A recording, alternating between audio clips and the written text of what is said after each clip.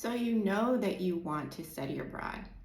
You know that you're ready to pursue your college advanced education goals in the United States, for example. You're ready, you have a plan in place, and you're ready to go. But today, one thing I want to talk about is the hidden costs. We know the sticker price, right? We know what the tuition is and the scholarships that may be available to you as an international student based on the institutions that you are applying to, and that's great.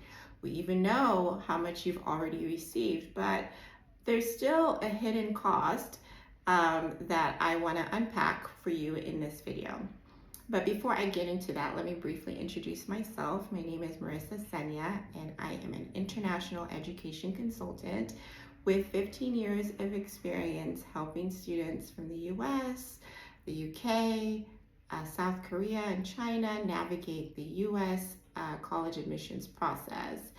I understand and have a heart for international students because I know what it is like to grow up in an environment that is not your origin country. I'm originally from Sierra Leone, West Africa, and I moved to the US when I was a young student and had to learn how to navigate that world.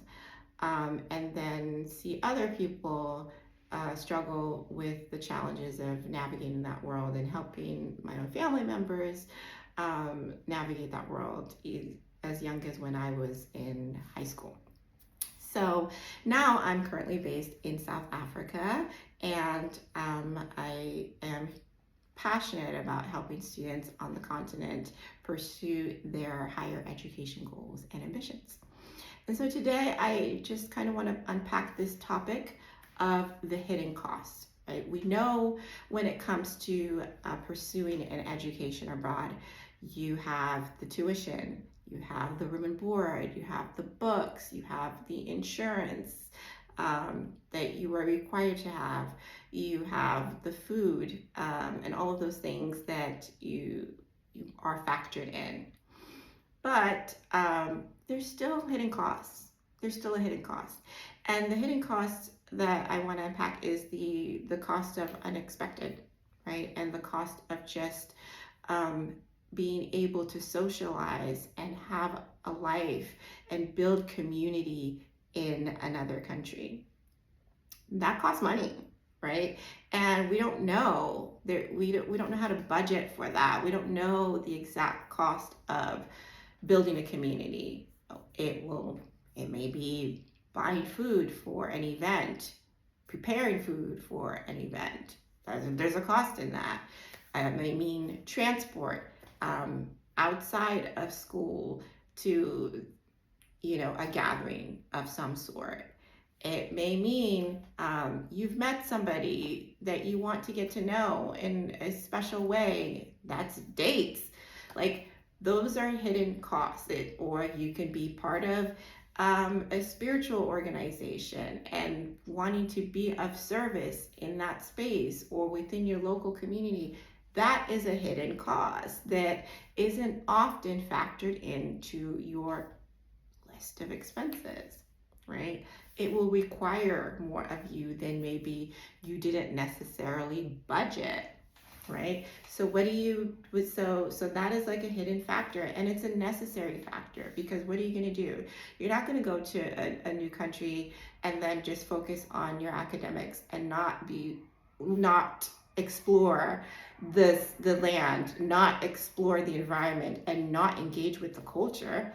That is, I would argue, just as important as the academic piece, right? Because that is what gives you the holistic experience that you're looking for. That is what makes you feel more at home in that environment.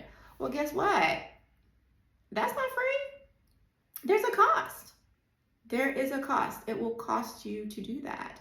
And so that is something that you must factor as an international student, especially because there's no scholarship for that, right? But it's a necessary part of your experience. And so to answer to that, well, how do you cover that? How do you cover the hidden costs? And the answer would be to anticipate that there will be hidden costs. To account for the fact that there will be hidden costs is number one, how you will cover the hidden costs. And then once you anticipate that there will be a hidden cost that you didn't know about, but you will get to know about once you're in the situation, then you can say, okay, and this is my solution. And so I would say, have a skill, have something that you can be of service. Don't go to an environment and try to accept a minimum wage job. That's not going to help you. You will pour in more hours, more of your physical labor, and not be happy with the return that you get for that. You must have a skill that you would be able to provide and be of service to. So if you're particularly gifted in a subject matter, you would be able to tutor your peers at a premium rate. If you are gifted in, the beauty industry, maybe you can do hair, maybe you could do nails, you could do whatever. Like, you have a skill that you can charge and receive fair compensation for that skill within that environment, not the rate in your home country, but the rate for that environment, right? So if, say you have, again, a technical skill, you would be able to leverage that technical skill and be of service in your environment. So you have the hidden cost, so that even if you apply for a traditional job and you're not able to get the traditional job, you have the skill that you can immediately to be of service in your school environment, in that community, and you can post and share what you do in community centers, libraries, coffee shops, any hubs where there are gatherings and virtual spaces where those advertisements are welcome, so that you can be of service, because there will be hidden costs, and you want to be able to immediately be able to respond to that hidden cost, especially when you are very far away from loved ones and what you are normally used to doing to cover your expenses you can't do. So those are hidden costs that are necessary, that are part of your experience studying abroad, and just keep that in mind in terms of, how can I be of service? How will I be able to provide for myself to enjoy the experience that I'm having in this country? And I would say the best way to do that, again, is having a skill that you can use to be of service in your environment, and you can be paid a fair and competitive rate immediately as an international student. Well, if you are interested in finding out how you can pursue your study abroad goals, definitely get in touch with me. My contact information is in the links below. I look forward to connecting with you, and until the next time, keep well.